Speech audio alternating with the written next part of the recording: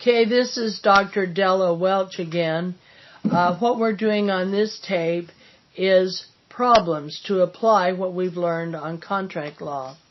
Okay, the first problem concerns the statute of frauds. It says the statute of frauds refers to unfair contracts and makes them unenforceable. That would be false. The statute of frauds refers to contracts that must be in writing.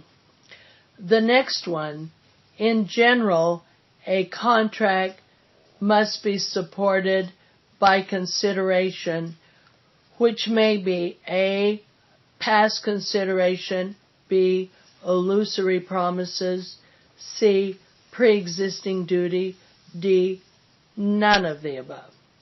The correct answer is D, none of the above.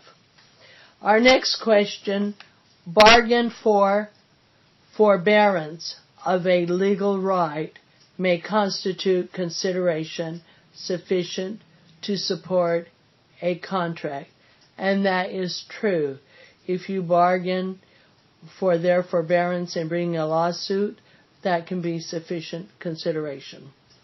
Next, an agreement for a 1-year lease to begin 1 month after the date of the agreement was executed must be in writing to be enforceable. That's true. That is the why. You look at what was the date of the making of the contract and what was the date of the end. And in this case, it's 13 months, which is over a year, so that must be in writing. Our next question, A says to B, because you named your son after me last year, I promise to pay you $1,000.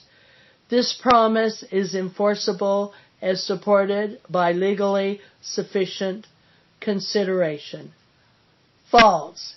That would be past consideration, which is no good.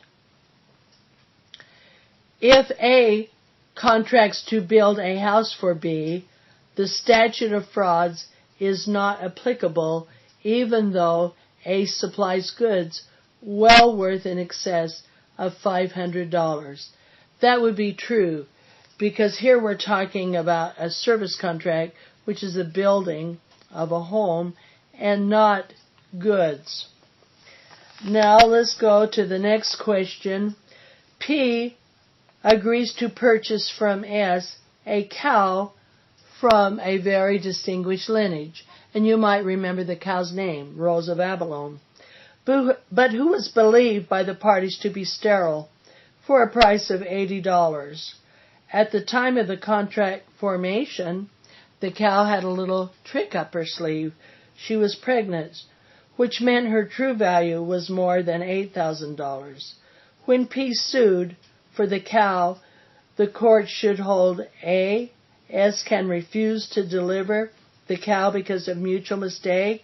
That looks good. Looks like it's a mutual mistake and basic to the subject matter. B, S must deliver the cow. That would be false. Okay, continuing on to other examples. Lee agrees to sell Doug a choice piece of oceanfront property. If Lee later refuses to convey the land, Doug may sue for A, nominal damages. That would be only $1. That wouldn't be right. B, specific performance. That would be true because specific performance is available in land and unique subject matter. C, punitive damages. No. Generally, you cannot get punitive damages in contract law. D, none of the above. So the correct answer was B, because that involved land. A court award of $1 in damages would be called A, compensatory damages, B, liquidated damages, C, nominal damages. That looks really good. C, nominal damages. D, punitive. No, that would be false. So the correct answer was C, nominal damages. The statute of frauds principle of law pertains to A, all contracts? No, we had a mnemonic. It only pertains to MYLEG. B, all contracts for the sale of land? Well, land looks good. All contracts for the sale of goods involving $500 or more. That looks good. So it's D, B, and C. So another one, a contract clause by which the parties agree in advance to set their own measure of damages would be called A, liquidated damages. That sounds good. B, actual damages. C, general damages. D, none of the above. A is the correct answer. Liquidated damages. And the next one, it says a third-party beneficiary contract is usually not enforceable by incidental beneficiaries. That's true.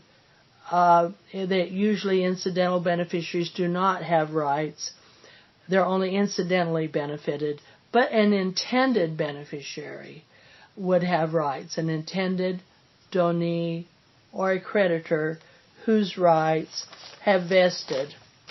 Now looking at other problems, A contracts with B for the sale of a prize horse.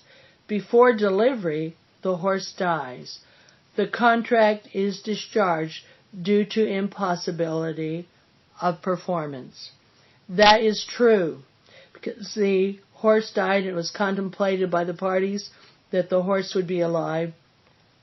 So impossibility, due to the death, would discharge the contract. Next, A offers to sell his bicycle to B for $150. B refuses to accept. A strikes B until B accepts. B has no defense in contract law. That would be false. Physical duress would be the defense.